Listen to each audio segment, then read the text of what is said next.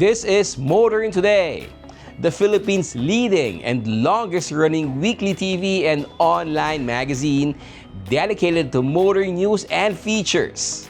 I'm Wee Gamboa. And I'm Tin Gamboa. Here's a sneak peek at this week's exciting features. On Motoring Forum, we shall talk about road rage and driver accountability. Our road safety reminder on the Young Street Smarts portion centers on the zipper rule. This week's Pine Chapetas will be about following the 3-second distance rule. Showcase this week shall have an MPV from Suzuki, the XL7 Hybrid. While for race weekend, we shall have the highlights of the 2026 Ineos Super Sprint Round 4.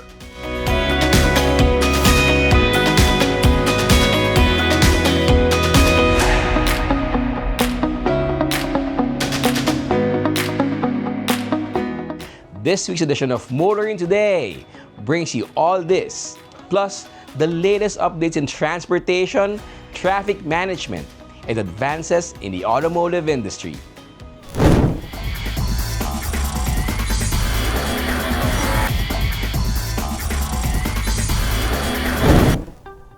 Welcome back to Motoring Today. Let's dive into the latest news and updates about transportation and traffic management in the country.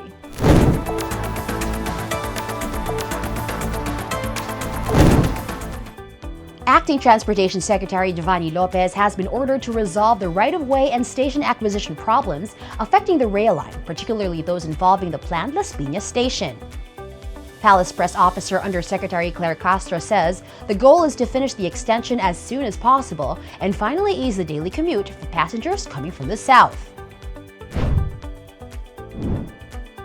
Nais ni Pangulong Ferdinand R. Marcos Jr. na matapos ang LRT-1 Cavite Extension para sa ikagiginhawa ng mas maraming mananakay, kaya ipinag-utos ng Pangulo kay Transportation Secretary Giovanni Lopez na resolbahin sa lalong madaling panahon ang issue ng right-of-way at station sa nasabing Cavite Extension ng LRT-1 na sasakop din sa pinaplanong Las Piñas Station. Matagal na nakabinbin ang nasabing proyekto at hindi dapat ang taong bayan ang magdurusa sa pag-delay nito dahil lamang sa usapin ng right-of-way. Mabilis ang pagtatapos ng proyekto ang nais ng Pangulo para sa ikagiginhawa ng taong bayan. Pinondohan ito ng 64.9 billion pesos sa pamamagitan ng isang hybrid scheme kung saan kasama ng national government ang official development assistance mula sa Japan, Japan International Cooperation Agency at ang private operator na Light Rail Manila Corporation. The Light Rail Transit Authority is targeting the completion of the full extension before the President's term ends in 2028. Phase 1 already links Baclaran to Dr. Santos Station in Parañaque. The next phases will complete the remaining stops in Las Piñas, Zapote, and Niog. Malacanang says the government is not the cause of the delay and is calling on all concerned parties to work together for commuters who have long been waiting for this project.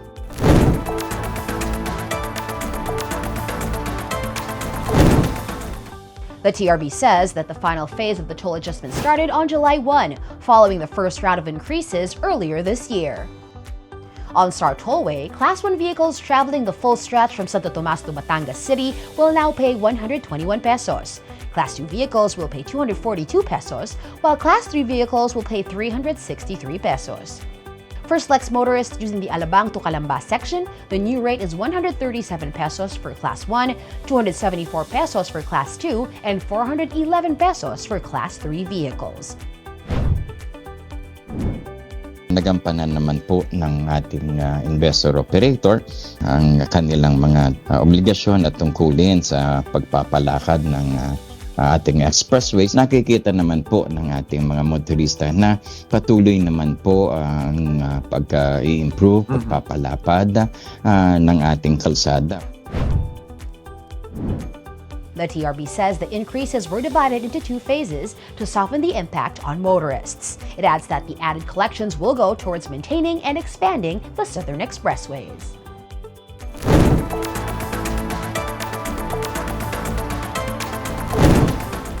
Calax has opened its Governor's Drive exit, giving motorists a new connection between Aguinaldo Highway in Silang and General Trias.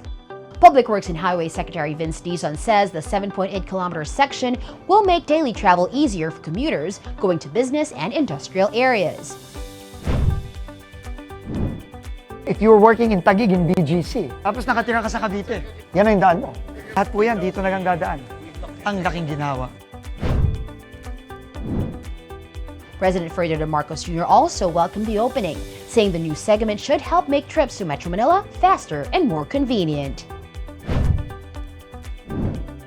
I'm sure mararamdaman nga natin ang magiging mas mabilis at mas maginhawa na pagbiyahe papasok sa Metro Manila. For many drivers, the new route means less time in local traffic and more time saved on the road. Ang bilis sir, tinesting ko ngayon. Wala pang 30 minutes, ando na kami. Makakakat ka ng malaki sa oras. Di kagaya dati, bawa alas 3 ang biyahe, alas 2 alis ka na. Ngayon kahit 2:30, ang bilis, ando na agad eh. The new link is expected to serve around 50,000 vehicles a day and improve the movement of both passengers and goods between Cavite and Metro Manila.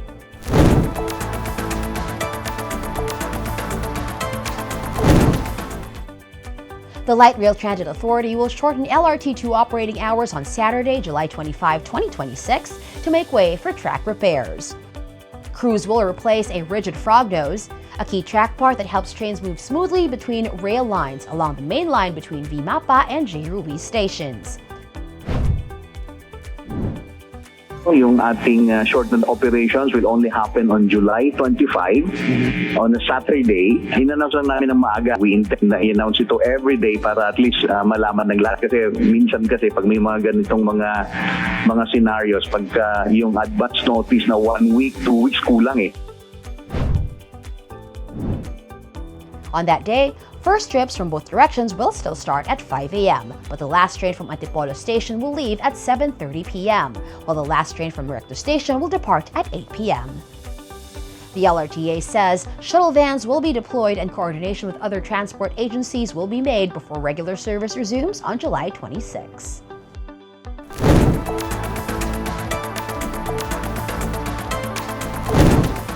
The latest developments in transportation and traffic management are certainly significant. Up next, Motoring Forum takes a deeper look into one noteworthy issue that should affect motorists and motoring.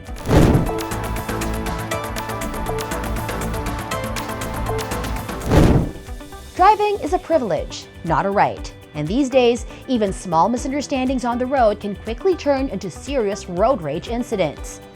Road rage is not a new problem. It has been around for decades, but its impact on public safety remains a serious concern today. One recent case in Quezon City drew attention after a driver allegedly pulled out a handgun during a road confrontation. The LTO responded quickly by imposing disciplinary action, including a 90-day license suspension. The LTO has also moved towards a stricter one-strike approach for road rage cases involving firearms. Drivers who use violence, threats, or intimidation on the road can face serious consequences. For repeat offenders, the agency is even looking at the possibility of a lifetime license revocation.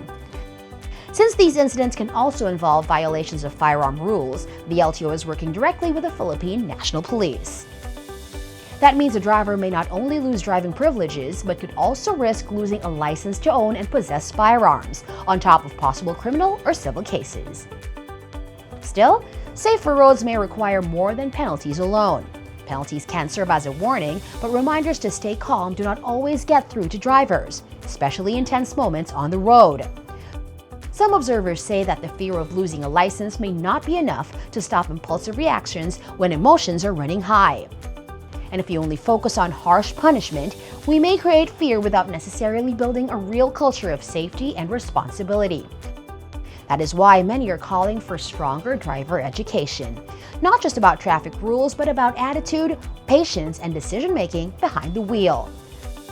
Programs that teach conflict resolution, anger management, and rehabilitation can help drivers pause, think, and avoid turning a simple dispute into something dangerous.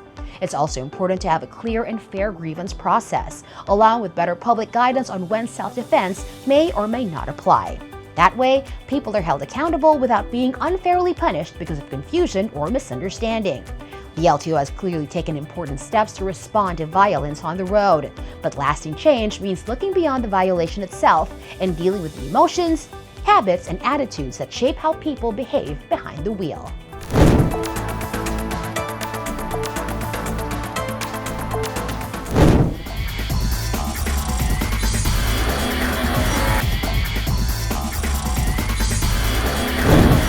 Today's cars are getting smarter and safer. Still, the young need to be reminded now and then about how to be smart and safe on the road. Here's our Young Street Smart segment with a road safety reminder from Toyota Motor Philippines.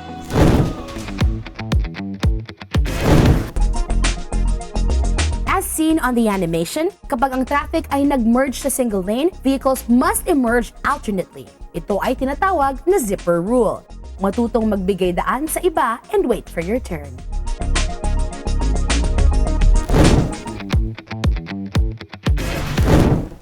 Motoring these days can be stressful. Here's another payong tsoper that will help alleviate stress out on the road. Payong tsoper lang, kaibigan. Ako si Rodrigo, isang kapwa niya tsoper. Siguraduhin may sapat na espasyo pagitan ng inyong sasakyan at nasa inyong harapan sa tuwing namamasada.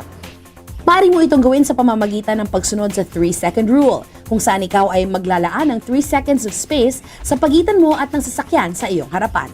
Humanap ng palatandaan sa gilid ng kalsada. Kapag nakita mong nakalampas na dito ang sinusundang sasakyan, saka ka umabante at sumunod. Tandaan sa pamamagitan ng pagsusunod sa 3-second rules, maiiwasan ang gitgitan sa kalsada. Ito po si Rodrigo Apas, payong tsoper lang, kaibigan, mula sa isang kapwa nyo tsoper.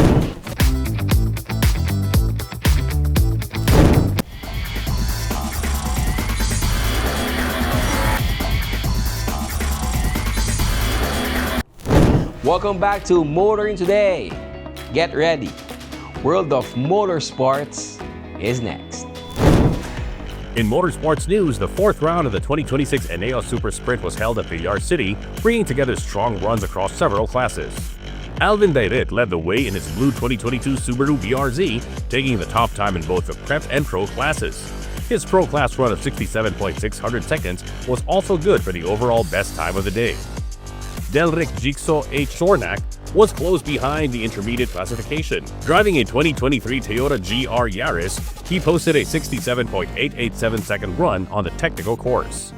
In the amateur categories, Paulo Abad Santos set the pace with a 71.364 second run in his black Honda Civic EK. Glenn Gallios also had a strong outing for the Iloilo Autocross Club. Driving a white 2015 Honda Brio, Gallios picked up several first-place finishes across the amateur and intermediate subclasses. Rosel Alejar delivered the quickest time in the ladies division.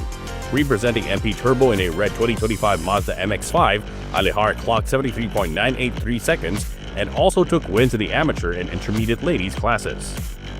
Santi Sarsoza of TBPH Motorsports topped the street classification, driving a red 2006 Toyota Vios to a 73.666 second run. GR Caparos added a win in the EV class with a 2025 MG3 Hybrid, while Adrian Marvin Arengo carried his sim racing experience into real-world competition by taking the Sim Racing PH class in a 2019 Toyota Vios OMR. There's plenty more to explore in the world of motorsports. Check out where Race Weekend takes us next.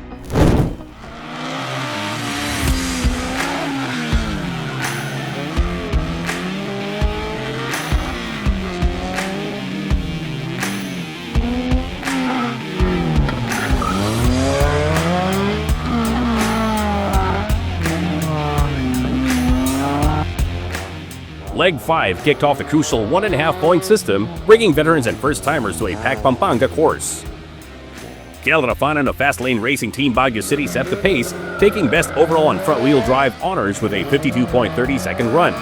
For Rafanan, the push comes from the people behind him.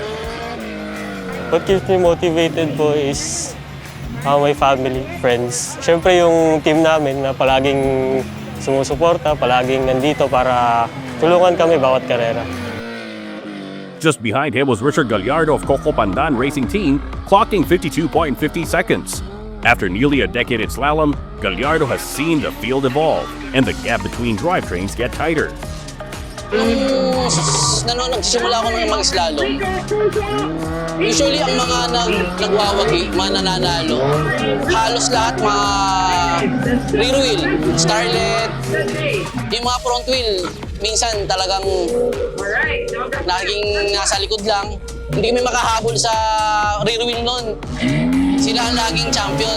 Pero habang tumatagal, yung bawat kombinasyon ng front wheel na pagsasama-sama na, eventually sumasabay na, minsan nananalo pa. In the rear-wheel production, Austin Sarmiento of Sado Racing Team led the class with a 59.24-second run in his Toyota Starlet KP61. He says the tight technical course is also a perfect training ground.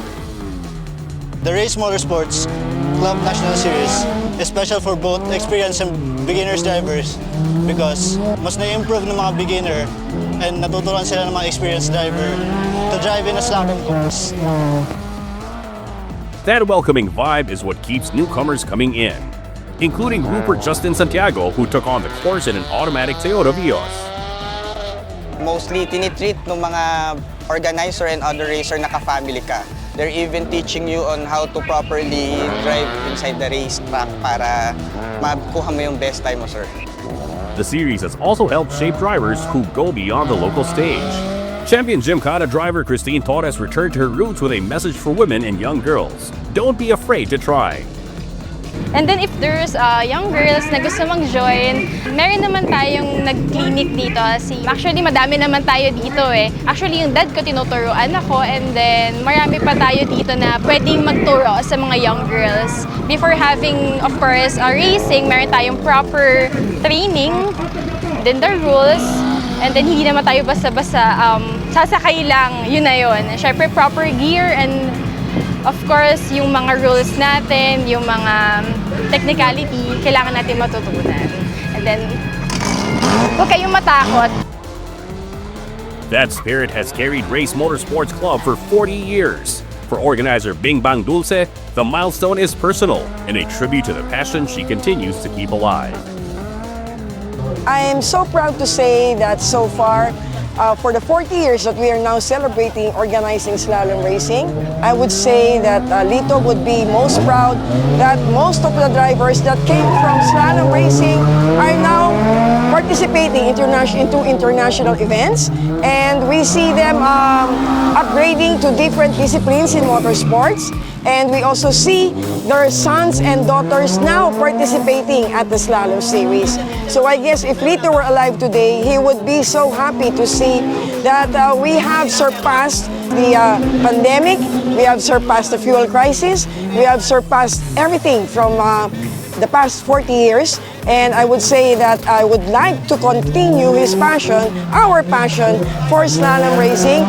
As long as I can still do it and still can shout one pylon, I would still be going to organize the National Slalom Series. So this is Bing Bang Dulce once again inviting you to please come and join us for our remaining 7 legs for the year. And our next legs will be on August 9 and August 23 back here at Robinson Star Mills, Pampanga.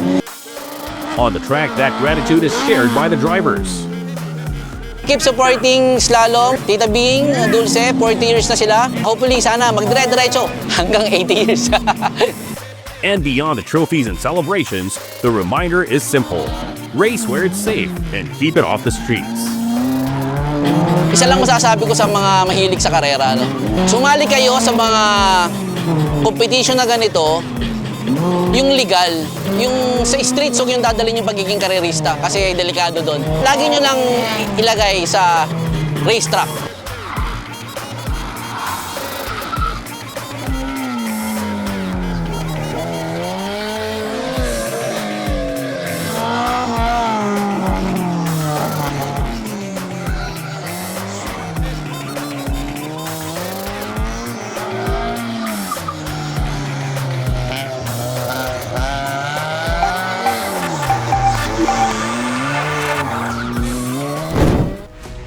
that's all for this week's World of Motorsports. We'll return shortly after this break.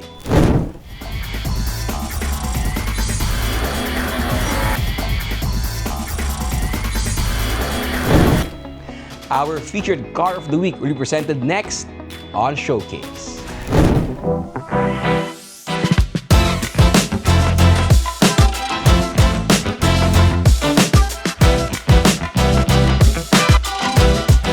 Suzuki positioned the XL7 to stand out in the local MPV and crossover market, with bold styling, everyday versatility, and a tough yet refined character that gives it real presence on the road.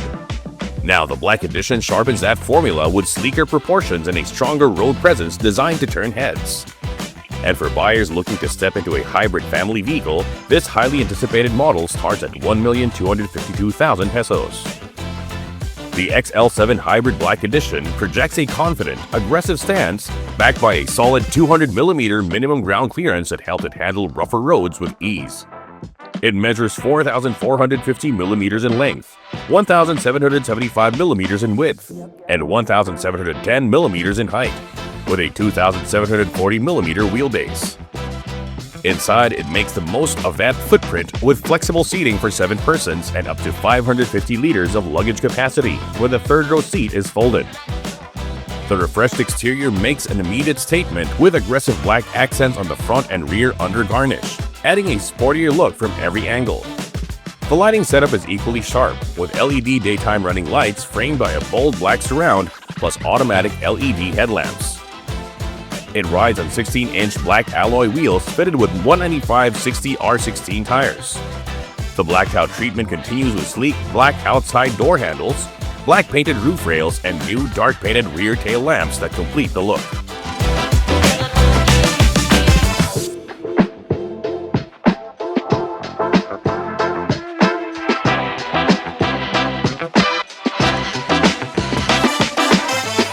Inside, the cabin balances style and function, led by a 10-inch touchscreen infotainment audio system at the center of the dashboard. It comes with Apple CarPlay and Android Auto compatibility, while the driver gets a sporty meter cluster and the convenience of keyless push start.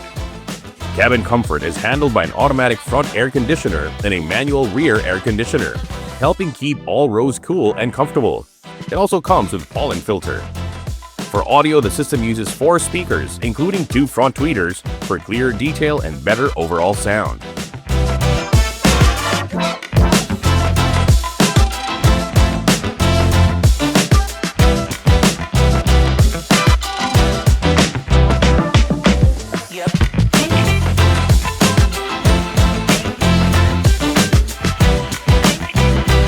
Under the hood, the XL7 Hybrid Black Edition combines responsive performance with fuel-saving hybrid tech. It is powered by a 1.5-liter K15B engine paired with Suzuki's 12-volt hybrid technology, producing 77 kW or 104.69 PS at 6,000 RPM and 138 Nm of torque at 4,400 RPM. That power is sent through a smooth 4-speed automatic transmission. Its hybrid system also includes an engine auto stop-start system, or EASS, which cuts unnecessary power generation during cruising and recharges the lithium-ion battery through deceleration energy. For ride control, suspension duties are handled by a McPherson strut with coil springs at the front and a torsion beam at the rear. Safety is a big part of the package, giving drivers added confidence every time they get behind the wheel. The XL7 Hybrid Black Edition comes equipped with an anti-lock brake system with electronic brake force distribution, along with an electronic stability program.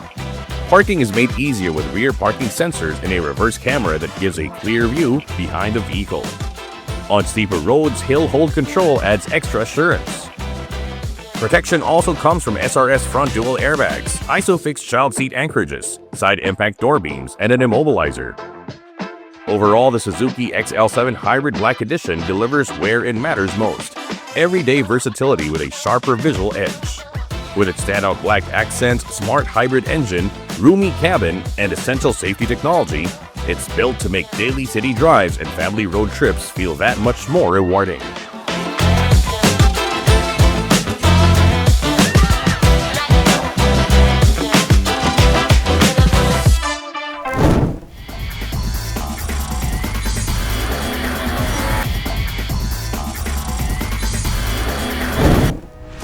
Welcome back to Motoring Today, where we shift gears and dive into the latest from the auto industry. Isuzu marks another milestone as the 25th batch of the Isuzu Heart and Smile project officially graduates, while the program also welcomes its incoming 29th batch. For nearly 18 years, the Corporate Social Responsibility Program has helped open doors for underprivileged young Filipinos through automotive education and hands-on technical skills training. The program continues through the long-running partnership of Isuzu Motors Limited, TESDA, and World Vision with support from Isuzu Philippines. Today marks another special day for Isuzu as we celebrate the graduation of the 25th batch of the Isuzu Heart and Smile project.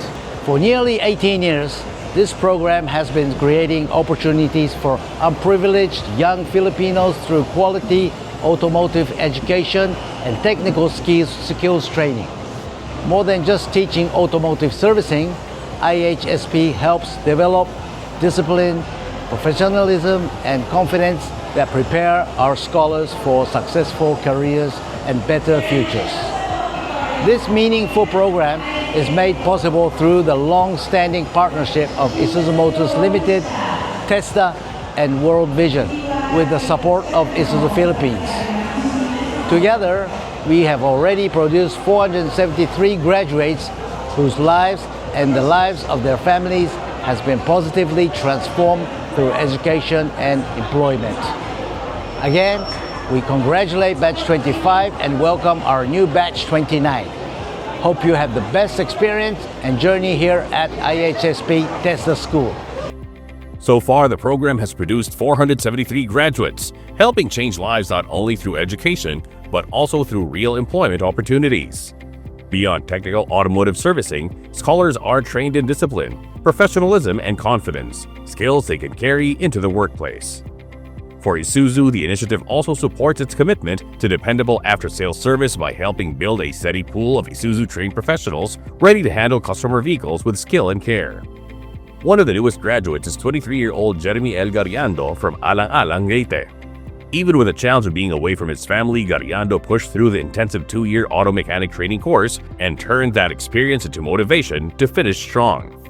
Thank you for your generous support, Isuzu, TESDA, and World Vision. Your commitment gave a valuable contribution to the young learners this Region 8. Thank you. Walang sawang pasasalamat galing sa akin at in behalf of our batch.